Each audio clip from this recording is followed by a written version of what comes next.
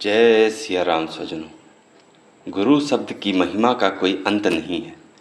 गुरु तथा देवता में समानता के लिए एक श्लोक में कहा गया है कि जैसी भक्ति की आवश्यकता देवता के लिए है वैसी ही गुरु के लिए भी है। बल्कि सद्गुरु की कृपा से ईश्वर का साक्षात्कार भी संभव है। गुरु की कृपा के अभाव में कुछ भी संभव नहीं है। गुरु गोविंदो खड़े काके लागू पाँव, बलिहारी गुरु आपने गोविंद दियो बताए। कबीर दास जी द्वारा लिखी गई यह पंक्तियाँ जीवन में गुरु के महत्व को बखूबी दर्शाती हैं। शास्त्रों में गु का अर्थ बताया गया है अंधकार या मूल अज्ञान, और रू का अर्थ है उसका निरोधक अर्थात निवारण करने वाला, अर्थात अंधकार को हटाकर प्रकाश की ओर ले जाने वाले को ही गुरु कहा जाता है। अज्ञान तिमिरांधस्य ज्ञानांजन शलाकया चक्षुः मिलितं येन तस्मै श्री गुरुवे नमः। आज के इस वीडियो में हम दो कथाओं की चर्चा करेंगे। एक कथा संबंधित है कृष्ण द्वैपायन महर्षि वेदव्यास जी से, जो लगभग सभी जानते हैं, तथा दूसरी आदि गुरु आदि योगी देवों के देव महादेव से।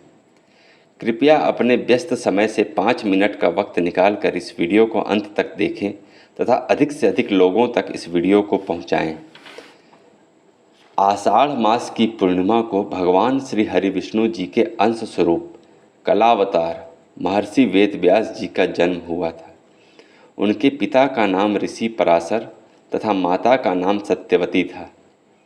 महर्षि वेदव्यास जी को बाल्यकाल से ही आध्यात्म में अधिक रुचि थी। उन्होंने हठपूर्वक माता पिता से प्रभु दर्शन की इच्छा मांगी। माता ने कठोर हृदय से आज्ञा तो दे दी, परंतु साथ में यह भी कहा कि जब घर का स्मरण आए तो लौट आना। इसके बाद वेदव्यास जी तपस्या हेतु वन में चले गए और उन्होंने काफ़ी कठिन तपस्या की, जिसके फलस्वरूप उन्होंने संस्कृत भाषा में प्रवीणता हासिल की। तत्पश्चात उन्होंने चारों वेदों का विस्तार किया, 18 महापुराणों सहित ब्रह्मसूत्र की रचना की। महर्षि वेदव्यास जी को अमरता का वरदान प्राप्त है, अतः आज भी वे किसी न किसी रूप में हमारे बीच मौजूद हैं। वेदव्यास जी को कृष्ण द्वैपायन के नाम से भी जानते हैं, अतः हिंदू धर्म में महर्षि वेदव्यास जी को भगवान के रूप में पूजा जाता है। इस दिन वेदव्यास जी का जन्म होने के कारण इसे व्यास पूर्णिमा भी कहा जाता है। आइए दूसरी कथा की ओर चलते हैं, जिसे बहुत ही कम लोग जानते हैं। भारतीय परंपरा में गुरु पूर्णिमा को हजारों वर्षों से मनाया और पोषित किया जाता है। यौगिक संस्कृति में शिव को भगवान के रूप में नहीं देखा जाता है, उन्हें आदि योगी यानी पहले योगी के रूप में देखा जाता है। आज से लगभग 15,000 साल पहले हिमालय के ऊपरी भाग में एक योगी प्रकट हुए। वे कौन थे, कहाँ से आए, क्या काम करते थे, कोई नहीं जानता था। वे योगी आए और बस बैठ गए और कुछ किया नहीं। जीवन का एकमात्र संकेत उनके होठों की मुस्कान तथा आँखों से टपकते परमानंद के आंसू थे। लोगों ने देखा कि वह कुछ ऐसा अनुभव कर रहे हैं जिसे वे समझ नहीं पा रहे। लोग आते, प्रतीक्षा करते और चले जाते, परंतु उस आदि योगी ने किसी को भी कुछ नहीं कहा, मानो वो उन सब की उपस्थिति से अनजान हो। केवल 7 हठी लोग ऐसे थे जो कि टिके रहे और इस बात पे टिके रहे कि इस आदि योगी से बात करके ही जाएंगे। उन 7 की जिद थी कि उन सब को उस योगी से कुछ सीखना चाहिए। आदि योगी ने उनकी काफ़ी उपेक्षा की, परंतु वे 7 टिके रहे। आदि योगी ने यहाँ तक भी कह दिया कि आप लोग बेवकूफ़ हैं, आप जैसे हैं, जिस तरह से हैं, मुझे समझने में आपको लाखों वर्ष लग जाएंगे। मुझे समझना इतना आसान नहीं है, इसके लिए काफ़ी तैयारी चाहिए। वे 7 काफ़ी जिद्दी थे। उन्होंने इसको प्रण बनाया और तैयारी प्रारंभ की। साल दर साल वो तपस्या करते रहे।